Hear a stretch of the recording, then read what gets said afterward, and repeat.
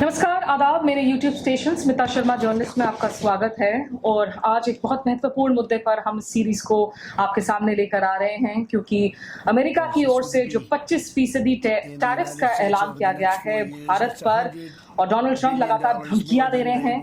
पहले तो वो भारत पाकिस्तान के बीच सीज फायर को लेकर तमाम बयान देते रहे, जिसको हमारी लीडरशिप ने बार बार जो है रिफ्यूट किया, कहा कि ये गलत है। और टैरिफ्स को लेकर जो उनका रवैया बना हुआ है, रुख बना हुआ है, जो सेक्टर्स सबसे ज्यादा इंपैक्टेड हो रही हैं उसमें जेम्स एंड ज्वेलरी सेक्टर है, टेक्सटाइल्स की मार्केट है। तो टेक्सटाइल्स और गारमेंट्स की मार्केट और एक्सपोर्ट्स पर कितना असर पड़ रहा है, उस पर बात करने के लिए हमारे साथ ललित जी मौजूद हैं। आप नोएडा अपैरल एक्सपोर्ट क्लस्टर के प्रेसिडेंट हैं और इनका अपना जो है एक्सपोर्ट्स का बिजनेस भी है, पिछले लगभग 4 दशकों से हैं आप। बहुत शुक्रिया ललित जी आपका हमारे साथ जुड़ने के लिए। सबसे पहले तो अगर आप ये बता सकें कि खुद आपको आज 40 इयर्स हो गए हैं एक्सपोर्ट्स करते हुए यूएस यूरोपियन मार्केट में, क्या ये अनप्रेसिडेंटेड लग रहा है अभी जो माहौल इस वक्त बना हुआ है? देखिए, जो लास्ट 45 इयर्स में मैं देखा है कि आज तक इतनी ऐसी भयावह स्थिति हमारी कभी नहीं हुई, और किसी को समझ ही नहीं आ रही कि क्या आज हुआ और क्या कल होगा और क्या परसों होगा। एक तरफ ट्रंप जी धमकी दे रहे हैं, दूसरी तरफ पेनल्टी लगाने की बात कर रहे हैं, पर उनको ये समझना चाहिए कि हमारा देश झुकेगा नहीं, हमारा देश टूटेगा नहीं, हमारे मोदी जी झुकेंगे नहीं, वो गलत काम नहीं कर रहे। अभी कल उन्होंने जो स्टेटमेंट दी है वो एक बड़ी अजीबोगरीब स्टेटमेंट है। जब हमारे एमईए से जवाब गया उनको कि आप बताइए कि आप भी तो यूरेनियम खरीद रहे हैं, आप भी तो ये खरीद रहे हैं, आप कितने, यूरोप भी कितना खरीद रहे हैं, चाइना सबसे ज़्यादा इंपोर्ट कर रहा है वहाँ से, रशिया से, आपने उनके ऊपर तो कुछ नहीं किया, अब हमारे ऊपर ही क्यों बढ़ा रहे हैं? तो आप देखिए, मैं बताना चाहूँगा कि हमारा ट्रेड एक ऐसा ट्रेड है जिसके अंदर कृषि के बाद सबसे ज़्यादा रोजगार इसी में मिलता है। एंड ये बहुत सारे लोगों की बददुआएं मिलेंगी अगर ऊपर से सब हैंडल नहीं किया गया। हमारी गवर्नमेंट भी लगी हुई है किसी तरीके से नेगोशिएट करें, कुछ ठीक तरह पाएं, लेकिन ये जो अनसर्टेनिटी बन रही है, जो निक्सन की पॉलिसी आ रही है सारी, वो समझ से बाहर है।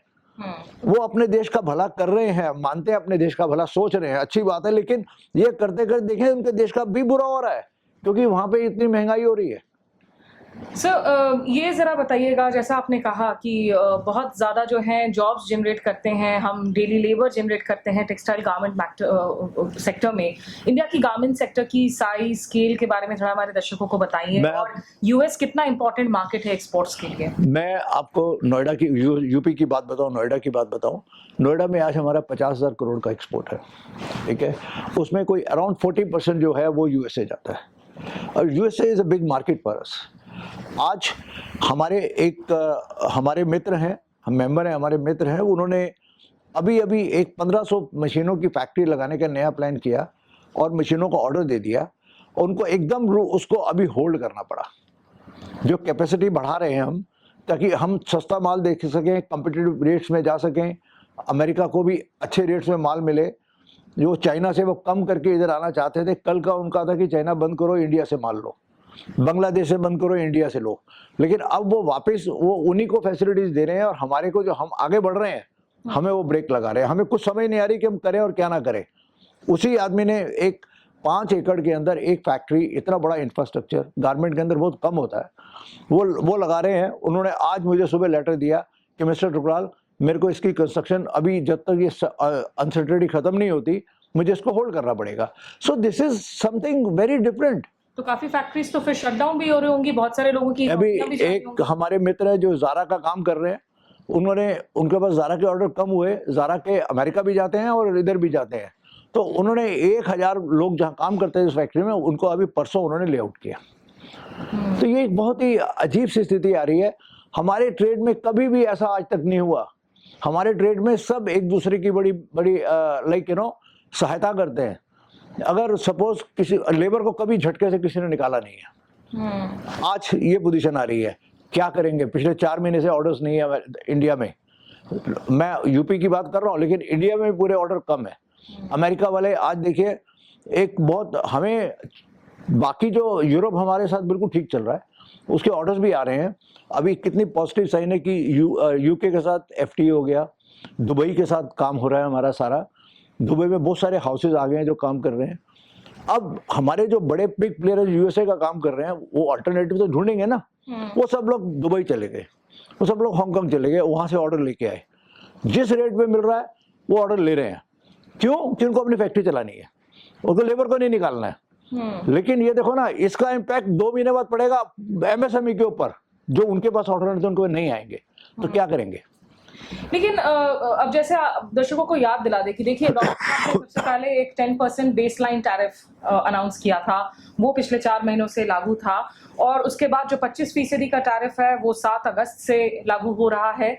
और यहाँ मामला अंत नहीं होता, शांत नहीं होता, क्योंकि वो लगातार कह रहे हैं कि हम एडिशनल सैंक्शंस पेनल्टीज भी लगाएंगे, क्योंकि भारत रूस से ऑयल खरीद रहा है, डिफेंस इक्विपमेंट खरीद रहा है, जिसका जवाब भारत ने डिटेल स्टेटमेंट में दिया, जिक्र किया ललित जी ने, और उसमें कहा कि देखिए ये तो वेस्टर्न हिपोक्रेसी है, क्योंकि आप यूरोपियन मार्केट को देख लें, European union is the 3rd largest trading partner for Russia, और रूस यूक्रेन वॉर के बाद भारत जो तेल खरीद रहा है 2022 से, उसमें एक बड़ा चंक है जो भारत रिफाइन करके, दरअसल it was also being sold European market में, अमेरिका में, और खुद अमेरिकन ऑफिशियल्स ये मान चुके हैं कि इसकी जरिए जो है ग्लोबली ऑयल प्राइसेस स्टेबलाइज हो रही थी।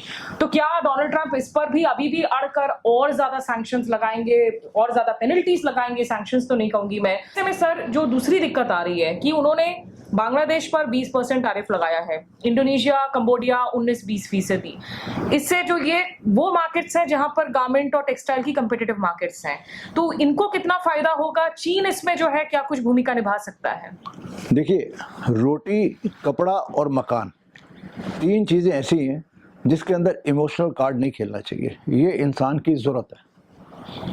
आज ट्रंप जी ने इमोशनल कार्ड खेला कि यार तेल खरीद रहे हैं और यूक्रेन के लोग मर रहे हैं और ये उनसे पैसा बना रहे हैं। दिस इज इमोशनल कार्ड, इससे कोई लेना देना नहीं है इस चीज़ का। आज हमारे जो बांग्लादेश और जो दूसरी कंट्रीज में 20% लगाया है, उनकी लेबर भी चीप है हमसे, उनको सरकार बेनिफिट्स भी दे रही है, फैसिलिटीज भी दे रही है, which we are not getting. और उनको इतना डिफरेंस जो आ जाएगा, 8% 10% का डिफरेंस पड़ेगा, वो हम कहाँ से पूरा करेंगे? हमें तो अपने घर से पैसा नुकसान करके काम करना पड़ेगा अगर हम यूएसए का काम करते हैं तो। इसीलिए हम लोग पूरा बाकी कंट्रीज के अंदर पूरा जोर दे रहे हैं, हम उधर जाके काम करेंगे। और देखिए, हमारी इंडिया की सबसे बड़ी ताकत क्या है? इंडिया के अंदर अपने अंदर 160 लाख करोड़ लोग रहते हैं, उनके पास अपना इतना बड़ा हमारा एक यहाँ पे बेचने का बहुत अच्छा स्थान है, और सब जगह बहुत माल बिक भी रहा है। और हम कभी डिपेंडेंट नहीं है कि बाहर से इंपोर्ट करें, लेकिन हम बाहर की कंट्रीज में भी जहाँ जहाँ हम जा सकते हैं वहाँ जाएंगे।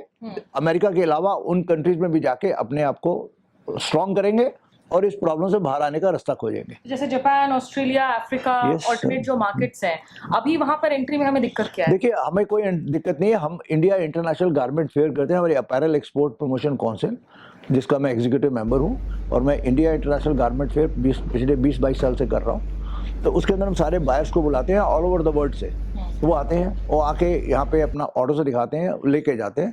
अब हम थोड़ा और अग्रेसिवली करेंगे, और अग्रेसिवली करेंगे। देखिए, हमारे यहाँ पार्टिसिपेशन आते थे 400 लोग, इस बार हुआ 600 लोग आ गए। क्यों? कि लोगों को बस काम नहीं हो, कहते पार्टिसिपेट करो। जब पार्टिसिपेट लोग ज्यादा करेंगे, जब एक हलवाई की दुकान की जगह 4 हलवाई की दुकानें खुलेंगी, तो दूर दूर से लोग हलवाई वहां आएंगे लेने के लिए। So same way when we are doing this, तो और भी लोग आएंगे, बाकी बायर्स भी बहुत आएंगे। ठीक है। देखिए, जो डेटा मेरे पास है उसमें कहा गया है कि अगर हम फाइनेंशियल ईयर 24 की बात करें, अमेरिका ने भारत से करीब 10 अरब डॉलर से ज्यादा जो है इंपोर्ट्स किए हैं टेक्सटाइल्स की। 28% जो है comprising 28% of India total textile apparel exports की अगर हम बात कर रहे हैं यहाँ पर। तो जो ललित जी ने बात की है, मुझे लगता है जो सबसे जरूरी मैसेजिंग यही है कि शॉर्ट टर्म में यहाँ पर निश्चित रूप से ब्लीडिंग है, नुकसान है, लॉसेस हैं, लेकिन अगर इस मोमेंट को सीज कर सके, ऑल्टरनेट मार्केट्स में अपनी अग्रेसिव और ज्यादा जो है रीच को कर सके, तो हो सकता है लॉन्ग टर्म में ये एक अपॉर्चुनिटी भी बन सकता है इस वक्त इंडियन एक्सपोर्टर्स के लिए इन द सेक्टर। मेरा कहना ये है कि ये जो बीमारी है ना, ये बीमारी कोरोना से भी बड़ी है। जिस दिन कोरोना का इलाज निकल आया, कोरोना को कैसे करना है, तो हम लोगों ने फाइट किया और उसको पार किया। तो इसको भी हम पार करेंगे, पर एक बारी सेट हो जाए कि अब क्या हमारे पर पेनल्टी लगनी है, क्या होना है, उसके बाद will find out the way and will get out from this problem. ठीक है, फिलहाल डोनाल्ड ट्रंप ने जो है पूरी देश को एक तरीके से पूरी दुनिया को ही शीर्षासन करने के लिए मजबूर कर दिया है विद हिज डेली टैंट्रम्स। किसी को नहीं पता कि भाई सुबह क्या होगा, दोपहर में क्या होगा, रात में क्या होगा। अनसर्टिनिटी बनी हुई है। टैरिफ फिगर्स 25% रहेंगे, उससे ज्यादा बढ़ जाएंगे।